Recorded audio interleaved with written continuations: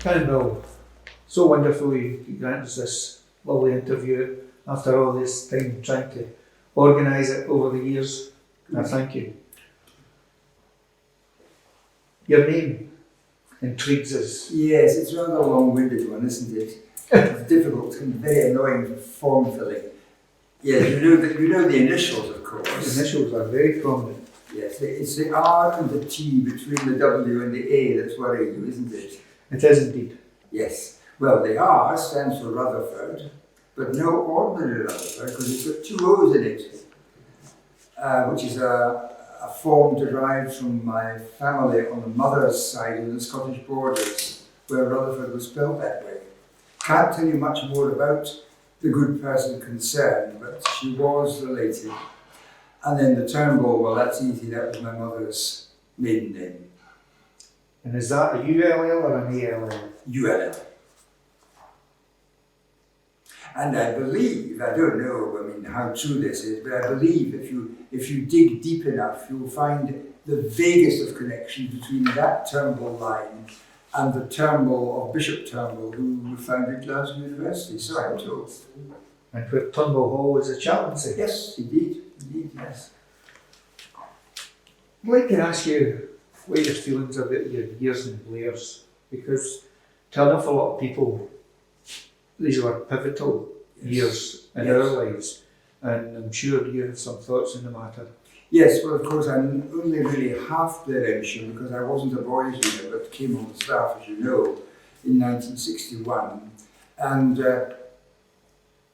like all the appointments I've had over the eight appointments I've had in my priestly years, it was a happy one. They've all been very happy appointments, but Blairs was special because it was different, something I'd never attempted before, never been in Blairs College before, never taught before. And so, there was a certain degree of nervousness involved in coming.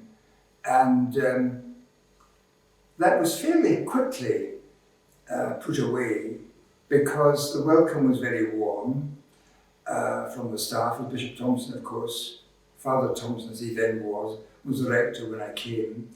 And I think there were 15 on the staff altogether, and all just wonderful people, and we all got on. We really did. There was no kind of clash of temperaments or personalities at all. As for the welcome from the boys, that was very touching as well, because you could imagine I was extremely nervous. And I remember the very first time I saw any of them was on the first evening I was here, I suppose, and I was with Father Dan Hart, who was also joining the staff at that time. And there was some kind of do-on in the theatre, the college theatre. And I remember absolutely frozen with fright going into the theatre with Father Hart. And then there was this enormous little burst of cheering and applause. And I thought, good heavens, maybe they do want us to be here. And I thought, gosh, I don't think I will run away after all. And that was the beginning of it. That set the tone of the whole thing, of the relationship I was blessed to have with them. What subjects did you teach at Blairs? I taught English and Latin, and then when I got a form of my own, of course, some RE as well. What would you say gave you most pleasure personally? Was it English? Because you have a certain command of the English language. Well, it was all pleasant in the sense that I didn't ever, I'm sure it was true of all the staff, I didn't really have ever a group of pupils that weren't likeable and that for some strange reason known to them didn't make them cooperate and want sort of help. In fact, the very first class I ever had was 2B Latin. I remember it so vividly. I remember walking to that classroom rather hoping the floor would collapse. And there in the front row were sort of friendly faces, including Eddie McGee, who was known as Big H at the time, I remember, because there was an H in the McGee, and Pat Bradley and Joe Donald and others of that kind, and they were just all very friendly. And in fact, Eddie McGee went so far as to tell me at the end of the class that he was perfectly certain, he was certain, everything was going to be all right and not to worry. So I didn't. His words were opposite, weren't they? Well, they were prophetic, although I don't know if you realised at the time how prophetic they were. How did you become appointed to the staff? What drew Blairs to you, or you to Blairs? Well, I was drawn to Blairs by the bishop of the time, Archbishop Gray. I cannot honestly tell you exactly why. I suppose they have their own intuitions or whatever. But I knew I was going to come before he told me, because, as happens with the clergy, one of my brother priests had been in the diocesan office and had noticed letters of appointment lying out on the table in the reception room or some such place, and had seen this letter of appointment to me before I had ever received it. So, you know, it was in the air slightly in advance. And although when it came, of course, I had to pretend to be utterly surprised. I wasn't really. And at that time, and with that knowledge, did you have any researches to the place before coming? Very little. Very little. Of course, I had friends, priest friends, and other friends who had been here.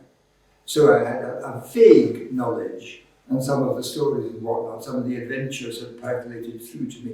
But no, the actual reality was a completely new experience. What were your first impressions when you arrived at this establishment?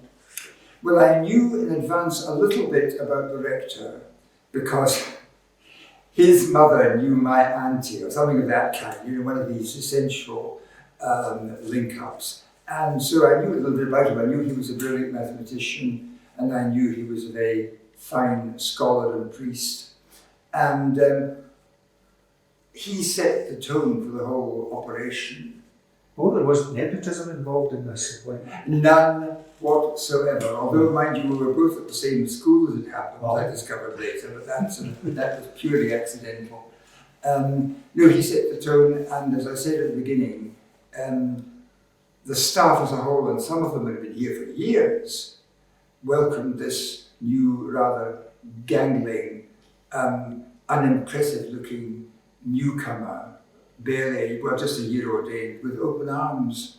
And so I never felt in any way out of it or a stranger. Just an aside, your very first thought when you arrived at the college? Well, I've always thought, with each of the appointments I've had, I've always thought, this is totally absurd and I can't possibly do it. So, you know, if that's the basis you start from, you can't but go up, can you, really? The only way is up. Yes, it was, and very pleasantly and progressively so. Such a diverse establishment with the peripherals, the farm. Do you have any memories at all, say, about the chapel, the format, the liturgy that went on in the college? Yes. Because we did have quite precise liturgy. Yes. The standard of the liturgy and the music, of course, within the liturgy was expert, I would say, without being too precious, but it was very beautifully done, and done with great dignity and thoroughness, and you know, every detail was worked out in advance. It wasn't regimented, but it was very firmly controlled and very beautiful, actually, and very impressive to be allowed to take part in. We had to eat. I'm sorry? We had to eat when we were here. Indeed. And the refectory must have, in the format that the refectory took, when the staff and students got together over food, you must have some memories of that. Yes, I remember really being disappointed for quite a long time, because there were 15 on the staff, and the arrangement of the staff table was such that I and one or two of the other more recent arrivals had our backs to the students throughout the whole affair, so we saw very little and missed therefore a great deal. But the actual, I mean, can't comment really about the standard of food for the students, about which I will hear varying opinions. But certainly the staff were very well looked after, and I would say slightly spoiled by their sisters. How about the classrooms? They were unique, weren't they?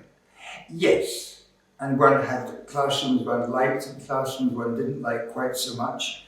I preferred the ones which looked out, as it were, down towards the main gate, down towards the main drive, rather than the ones which were in more towards the play hall and the centre of the building.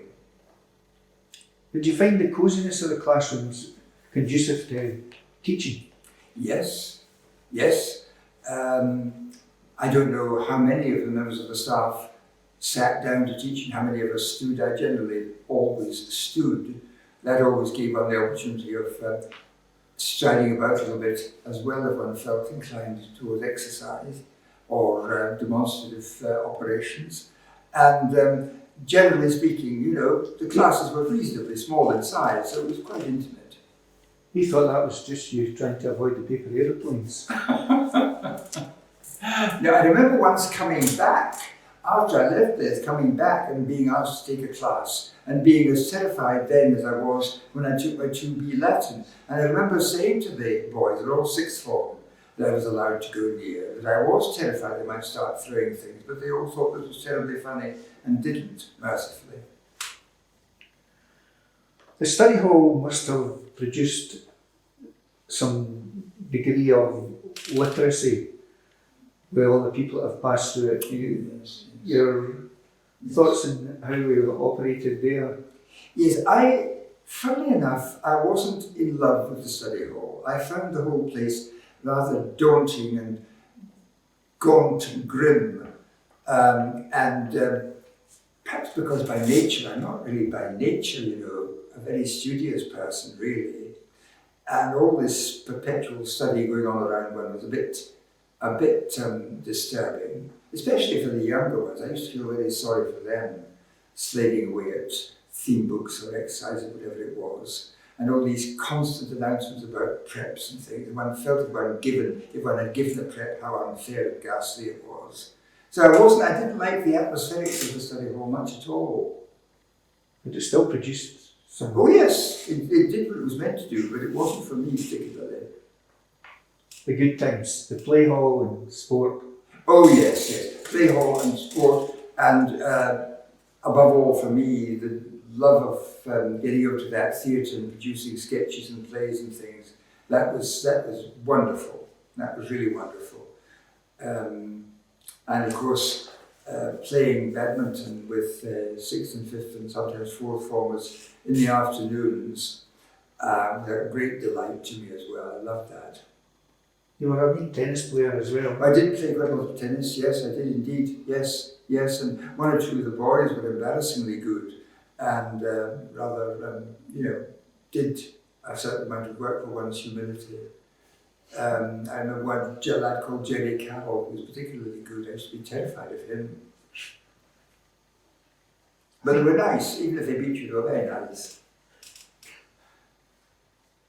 You were there when the washroom and the shower facilities were installed. Oh yes, I was there at the solemn opening of those showers. I can remember that, yes. I was invited to be a witness to the first flow of these cleansing waters. I remember that very distinctly, and the excitement there was, and the fact that one was practically dead with inhaling steam by the time it was all over. But that was a big moment. My goodness me, when you think, humanly speaking, literally of the atmospherics and how they changed as a result of all this desire to be washed clean. Wonderful. Indoor areas of the college, you know, we had some beautiful places upstairs, the dormitories, the profs' rooms, yes, and the library. Queen Mary room, too. Queen Mary room, of course, when it was billiard room, yeah. And these were facilities that were wonderful. Yes. Did you avail yourself of the Blairs table? Of the snooker table? The snooker table. No, I'm afraid that wasn't part of my vocation at all. No, there were those who were good at it. I remember Father Gilfed, Father Lynch, for example, were very good at it, very keen. But for people who weren't, as it were, initiated into the secrets of that mysterious sport, one was rather encouraged to keep away from the table so as not to cause any kind of pollution, I suppose. More or west of Scotland ways. I think so. Yes. Morningside. Oh, well, Morningside had its own traditions and its own cultures and its own peculiarities, into which I won't go now for reasons of loyalty. Absolutely. Now, the estate, there was always great walks. There was a great tradition of walks. Yes. Yes. Did you ever go on any of these walks up the bounds? Well, I went on my own quite a lot. Yeah. And of course, for a wee while, well, we took it in turn to be the parish priest for the people who lived locally within the parish area. So for that reason alone, I got quite a lot of exercise for 2 or 3 years visiting as a local parish priest. But I also used to escape sometimes just in order to kind of calm down or recollect myself by going up the bounds and beyond on my own. Sometimes with others, but usually alone. Did you ever take part in any of the mainstream sports like football? No, I think I was rather a delicate one, shall I put it that way.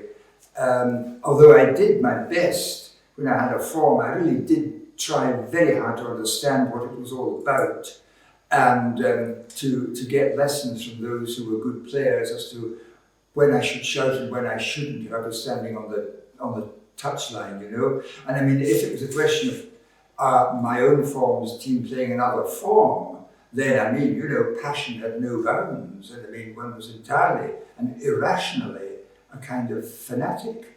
Extraordinary how one's rationality disappeared. You've changed my opinion of you. You remember the winters? Yes. Some hard winters when you were here. Yes. But we had some fun times in the winter time. Yes. There was a lot of snowballing and whatnot, and sledging, of course, too, that went on, which was very enjoyable for those who took part. Though again, perhaps with a measure of prudence, I tended to be more a witness than a participant, I think. So you didn't cross the road without touching either bike? No, I left that to more intrepid spirits. Yes. We had a wonderful farm here. Yes. Were you take an interest or speak to the workers on the farm? Well, I got to know some of them. You couldn't but do so, you know. Joe Ross and others, John Milne and other very friendly, good people. But I think for fairly sensible reasons, one was not encouraged to be around the farm too much, because after all, it was a working farm. Yeah. In my time, of course, the principal overseer of it all was Father Brennan, who knew a lot about farming from his upbringing in Ireland, I think. But no, the rest of us were, as it were, rather mute admirers from a sensible distance. And from one era, there were some who were very involved as a result of Father Brennan and farm work and building work. Yes. A great influence on them. Yes, so I believe it. He was very, very good at showing people what was what and how to do things and what things were for and so on. Yes. So your love of animals didn't emanate from the farm? No, the love of animals has been with me for as long as I can possibly remember, and still is. I know in my time, they had a bull that, on one famous occasion, escaped from its moorings, if I may mix the metaphor. And I remember it caused much amusement to the staff when the following morning, Father Brennan said that, of course, the nuns had been disturbed by all this movement and stramash. And one of them, on spying the black and white image outside, had thought that Reverend Mother had got lost in the farmyard. But I'm glad to say that was entirely apocryphal. You mentioned the sisters. These were wonderful women, weren't they? Yes. absolutely, totally dedicated and totally holy in every conceivable way, and very pleasant to deal with, and very helpful. Very hospitable, and as students, I felt that they gave us a great education in the finer points of domestic life. Yes. And almost, I don't know, you use the word surrogate, but they were very caring towards us boys in a very pragmatic way. Particularly some of the older ones, I Yeah. think, so the boys used to tell me. And I suppose they were equally disposed towards the staff. Oh yes, and I mean, when you look back on it now, you feel really, although it was the way things were done then, the staff were in bed sits with coal fires, and goodness me, the nuns used to come along carrying great buckets full of coal to replenish the coal scuttle and so on, and doing tasks which I'm sure they were carried out in love and a great spirit of service. But when you look back on it now, their lives were not easy, and the demands on them were quite heavy, I think. And we owe them a great deal of gratitude eternally. Indeed, we do. Now, also in the surroundings, we've got the pale courts. You're a tennis man, you must have thought a wee game of squash up there was maybe good. Did you ever play with tennis rackets? This question of pale was one of what we call the natural mysteries of Blairs. And no one actually ever let me wholly into the secret of what they were all doing up there. One admired the energy, and one admired the dedication with which they applied themselves to it. But precisely what they were doing was a matter that was left largely to one's imagination. Again, many football skills were developed there using So tennis balls. Yes, so I yes. We lived in an absolutely beautiful part of Aberdeenshire, Kincardineshire. Yes. Did you venture out with the bounds when you were here? Well, you see, it was still the early 60s, was still a time when cars were by no means universally owned by the clergy. In fact, when I was in the parish for a few months before coming to Blairs, one got around on a bicycle because curates weren't allowed to have cars in those days.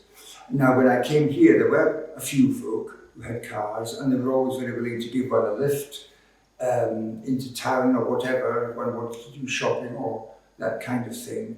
But generally speaking, one walked. You just walked where you were going to. So the radius was consequently limited. But I was quite happy that it should be tranquil. Yes. As opposed to Aberdeen and what it had become. Oh yes. And more so then than now, of course. When you were first at the college, how many students were there? Now, you don't know me well enough to know that I'm practically innumerate, so anything to do with numbers is a huge puzzle to me. But I think I'm going to have a wild guess about this.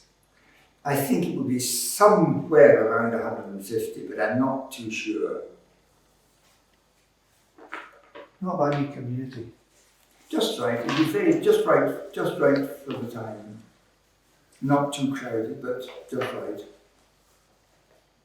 You say that when you first arrived, you were welcomed by the staff and they were very equable. Who were the teaching staff at this time? At this time, in the early 60s, and who did you befriend? Well, as I say, one was fortunate to be a friend of them all, I hope, and vice versa. But there were one or two that I got on particularly well with, and in that, I'm afraid to say, generally had a great deal of laughter with, which is a kind of key to my whole approach to social behaviour. And I think one of the more unlikely ones, but one of the closer ones, was Father John Callaghan, from Galloway Diocese, partly, I think, because his outlook, his sort of private vision about what Blairs was all about and what it was for, was very, very like my own. And to that extent, we were on the same wavelength.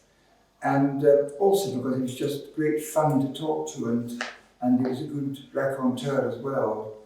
But generally speaking, you know, they were all very friendly. You say you're in Munich. Certainly no mathematician, I can assure you of that. So it was a meeting of two ends of the magnet. Yes, and he was from the west of Scotland and I was from the east. And can you imagine that? Those two coming together, quite extraordinary. Wonderful mix. Parish work. What kind of parish work have you done in your life? Well, I was in Dalkeith, not very far from Edinburgh, immediately after ordination, but only for a matter of months. And then, of course, see if I can remember the order correctly, then of course there was Blairs, and then from Blairs I went rather extraordinarily to the BBC for a while, as you may know, and then from there to the college in Rome as spiritual director, which was a lovely experience. So you can see the amount of actual parish work was limited in the extreme. Now, when I came back from Rome, I think I've got this right. Yes, I was at an ordination of one of the young priests and was in the procession. It was in East Kilbride, I remember, going to this big church in East Kilbride, standing next to Father John Monsignor McIntyre. And just as we were going in and rather being drowned out by the opening hymn, he asked me, have I been appointed to a place in Edinburgh yet? And I said no. Well, he said, in that case, could you phone me in the morning? And to cut that long story short, it meant that, in fact, I was coming back to Blairs again unexpectedly for its final year, which was what we might call a bonus, an unlooked for bonus. But you were asking about parish work. Well, when after Blairs closed, I remember one dark and stormy night in March of that final year, Bishop Conti, whom I knew from student days, came along surreptitiously to my room and asked me then about appointments to Edinburgh, and there wasn't one yet.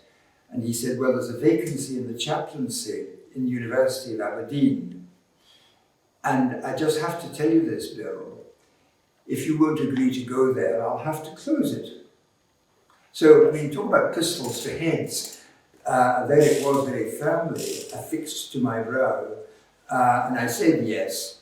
And there again was the opening of another lovely, very, very happy time. Not exactly parish, but getting very near it by this time, you can see. Which was to be jolted yet further at the end of 7 or 8 years of the chaplaincy by being asked to go to the cathedral, which was parochial in capital letters, with all that goes with parish life, plus, you know, because it involved, quite happily, it involved hospital chaplaincy, and it involved 2 schools as well, so I was happy as can be. Busy, because there was a time when I was the only priest there, just with 1 deacon, but it was great. So that's my parish experience, and then after that, went to, this is all post-Blairs of course, went to St Francis of Assisi parish in Aberdeen, which was lovely as well. At the time of closure, you must have had some thoughts of tension with the good memories that you obviously had. Awful. I was amazed at myself at how dreadful I felt, and also observing quite genuinely the grief and the heartbreak of so many, not just of the staff, but of the boys as well. It was a very, very, very difficult day to get through. It took me a long time to get over that, as I'm sure it did for many. It was a terrible wrench, that. Do you think we've come through that? It seems so. It seems so as one looks back over what has happened over the intervening years. I don't know. You know, we're in the land of what if and maybe when we think, oh, what might have happened if Blairs had not closed, but it did, and everybody had to readjust. And times have changed, of course, locations have shrunken hugely, and the church, of course, has moved on as well. So it's really, we're dealing with the hypothetical here, but it didn't take away from the pain and the regret of the actual closing of the place at the time. Do you think there was a great value in the junior seminary system? Yes, I did. Because I do. I really did. I truly did, yes. I mean, not many of the boys actually went on to be ordained. No, and by the time I was here, probably fewer than had been before.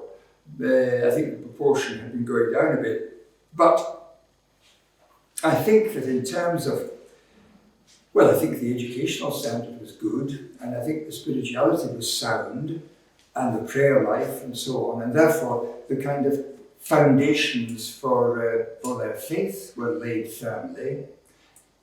And I think that would stay. I think it has stayed with many of them throughout their subsequent lives. And of course there were always some, there was a small proportion always, who were ordained and who, thank God, have proved to be very able and dedicated priests. But certainly, I mean, I can't begin to argue in terms of figures and statistics and so on, but just on the evidence that there is in the light of the experience of those years, I would say very much it was worthwhile and it was valuable.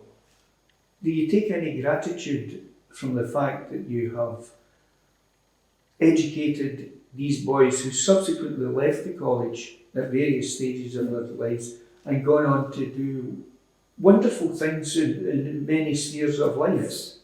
And you must be aware that there are so many people who refer to you and various other members of staff in this college as great pointers in life to people. Well, I would like to tend to opt out of the last part personally, but I mean certainly in the terms of other members of staff of whom I can think, that would be extremely true in terms of influence and example and way of life and personal holiness. Certainly, I think so, yes. As I say, when I came into the staff all those years ago, all 15 of them, they were all in their own way exceptional people, I think. Very gifted and very good. How would you sum up your view of Blairs as a whole, as a community, as a working farm, as a community of sisters and students? Well, I think I was here at a very fortunate period when everything seemed to be running smoothly. Not everybody would be happy, and I'm sure there were among the boys at times pupils who, for one reason or another, were not happy.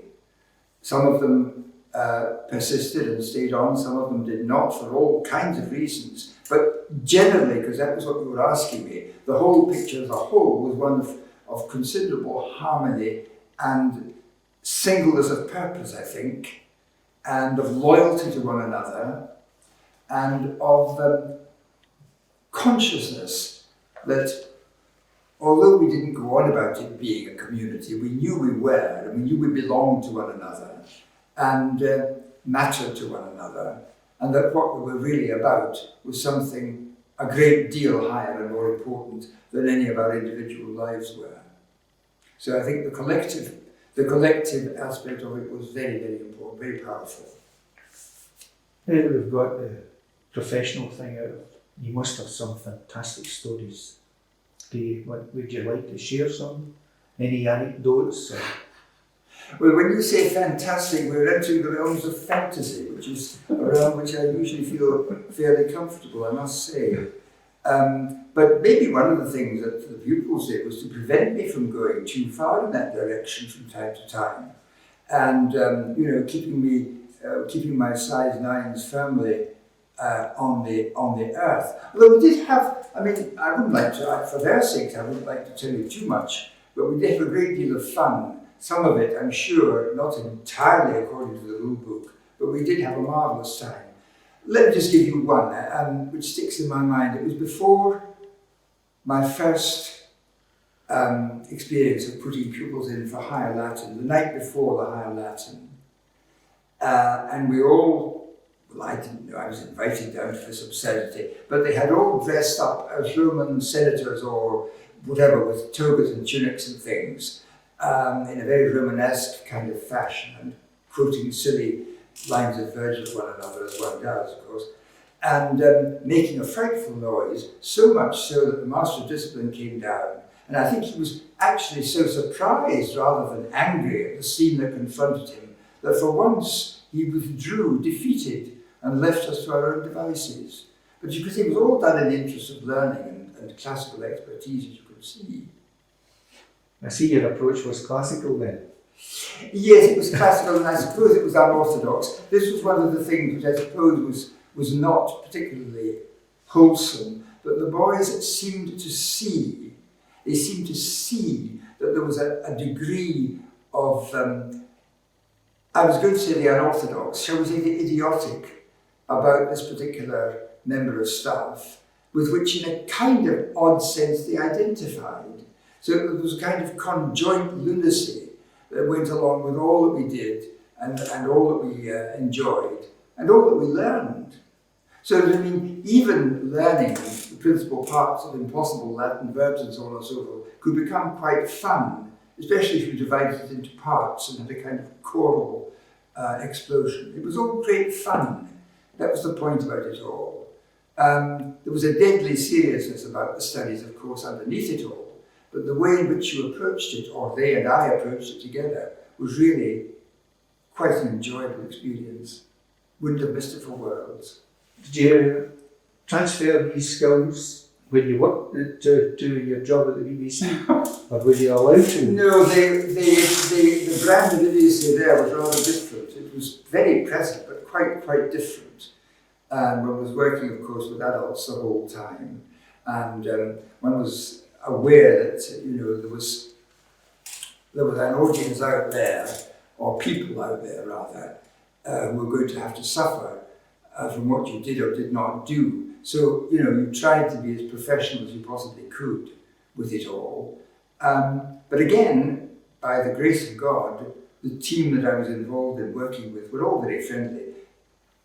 My most close friend was a fellow Catholic called Michael Simpson, with whom I did a lot of work on the television side, which was great too. But the brand of enjoyment naturally had to be somewhat more, shall we say, restrained than it was in the classroom in Blairs. So your rebelliousness stayed in Blairs? It's still there, I'm sorry to tell you. But I suppose as things slow down in other ways with the passage of the years, it's become less evident, probably mercifully for other people, less evident now than it was 50 years ago. Time marches on. Yet. Time marches on. It does indeed. But one marches on rather more slowly and circumspectly now than was possible before. As it should. As it should. Canon Bill, thank you so much. And thank you very much too.